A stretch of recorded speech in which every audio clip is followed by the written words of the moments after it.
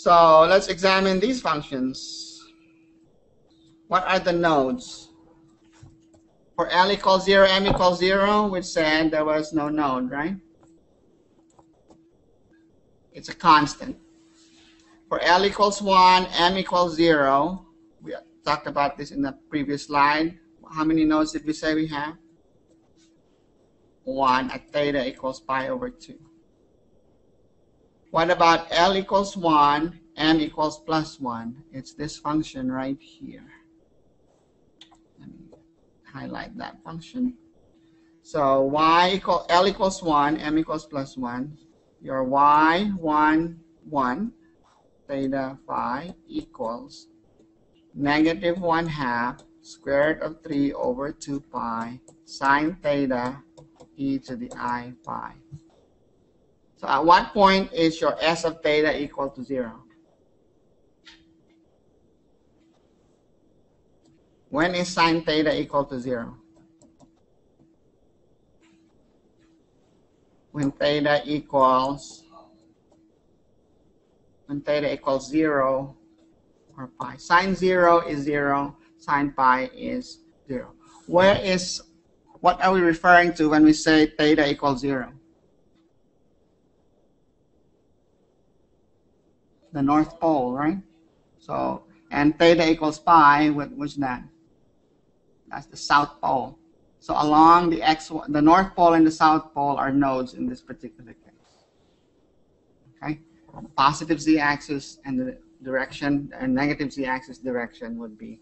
So you say the z-axis is a node. Theta equals 0 refers to the positive z-axis. Okay?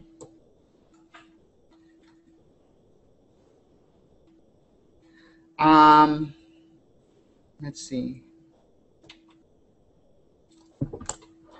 For L equals 1, M equals minus 1, what do we have?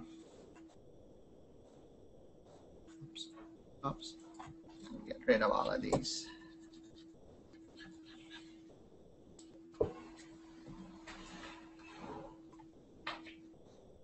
L equals 1, M equals negative 1, right there. Again, you see that sine theta term there. Okay. One thing you'll find is if your absolute value of M is not 0, it's greater than 0. In other words, if M is not 0, you'll always find that sine theta term. Okay. So when M is not equal to 0, your z-axis will always be a node. Right? And depending on your L, you can have the number of nodes will depend on your L also. All right, so the number of nodes would be 1 plus L minus M if M is not equal to 0. What if M is equal to 0? How many nodes would you have? If M equals 0, here's 0, M equals 0, 1, 0. That's 0, 0. This is 1, 0, so L, M. And 2, 0 is right here.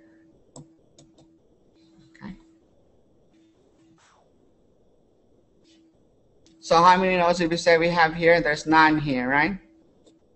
Number of nodes for 0, 0 is none. For 1, 0, we said we have one node, the xy plane.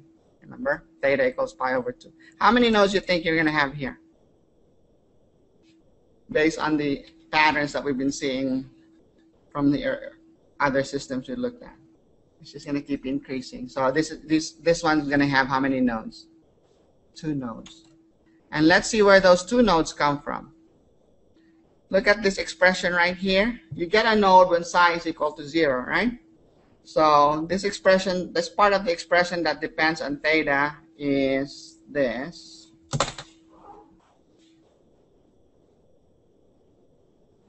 Why does this thing keep scrolling? Okay.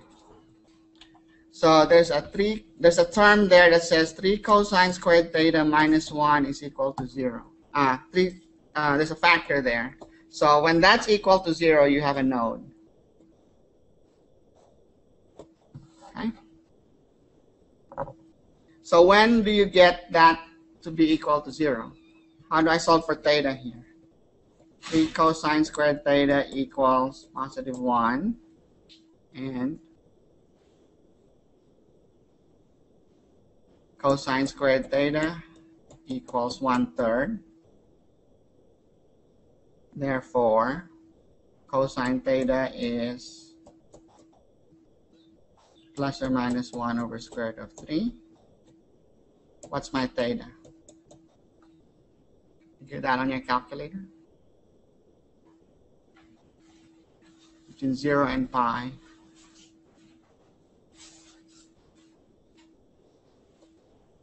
One over square root of 3.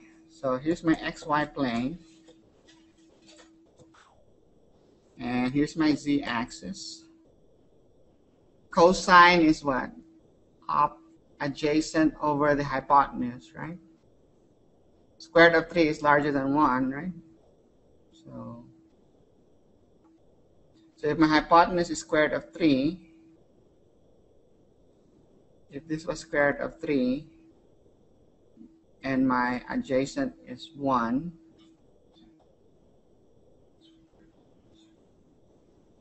oh, okay, wait a minute. My theta is being measured from the z-axis, right? Remember, this is my theta right here. This is theta. So if this is square root of 3, what's my 1? This is going to be a 1, right? Because that's theta, so adjacent is 1 over square root of 3. So what's that angle? You got that angle for me? So this angle right here is 54.7 degrees from the z-axis. So you're going to get a node there. What's the other node? We're only going from 0 to 2 pi, so you're not going to get the -1 because that negative right here is going to be the same thing. It's really same theta because we're measuring from z. The other one's going to be from the bottom. You measure 54.7 from the south pole, from the negative z-axis. That theta right there is 180 minus, so it's 54.7 and 54.7 degrees and 180 minus 54.7 degrees. Okay, so that is those are your two nodes. What do these nodes look like? How would you describe these nodes? When theta equals 54.7, you're looking at all the points that are 54.7 degrees away from the North Pole. Okay. In spherical polar coordinates, that would be a pyramid, a cone, right? But remember, we're only talking about a particle that's on a sphere. So what's the intersection between a cone and a sphere? It's just going to be a circle. So think of it as 54.7 degrees latitude, except that we're doing 0 degrees at the top from the North Pole. Okay? So if you imagine your Earth right here, is 0 degrees, you go 54.7 degrees. That circle right there, intersection between the cone and the circle and the sphere. Okay, so this circle right here at this latitude, okay, that's a node. That means the probability of finding the particle there is 0. You've got another one down here. Okay, you got another cone down here. So you have two cones that define the nodes for your particle in this case. Actually, two circles because you're looking at an intersection between a cone and the sphere. All right. So your wave function is going to change sign as you go through these two angles. Here's a plot of that. S of theta, okay.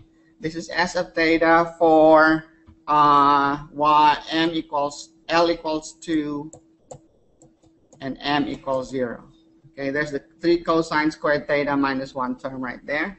So if you plot S of theta versus theta, okay, so this is from 0 to pi, all right, what do you notice?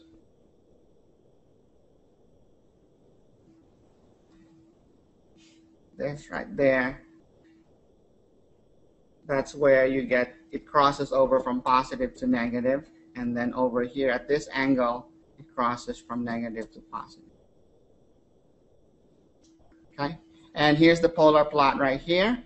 Okay, there's a high probability of finding it at the North Pole. The probability diminishes.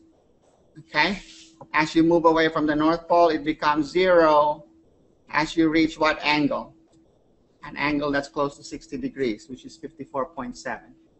And then your function becomes negative after that. It's negative here, negative here, negative here, a big negative number over here at 270 degrees.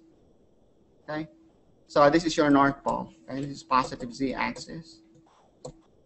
And then it goes back down, less negative, and then once you hit that angle right there, 180 minus 54.7, you get to a node, okay? And then it becomes positive again. So it's positive here, it's negative for these angles. And if you want to do this plot over the entire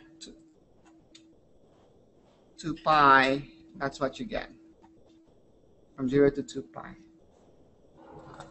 Do you see the resemblance between this and one of the orbitals you've encountered earlier? Remember your dz squared orbital? It's usually drawn like that. You're looking at 2 nodes in your d orbital, dz squared orbital. There's a nodal cone right there and a nodal cone right there. And that angle between the z-axis and the cone is 54.7 degrees. Okay? So we'll get to that when we do the hydrogen atom.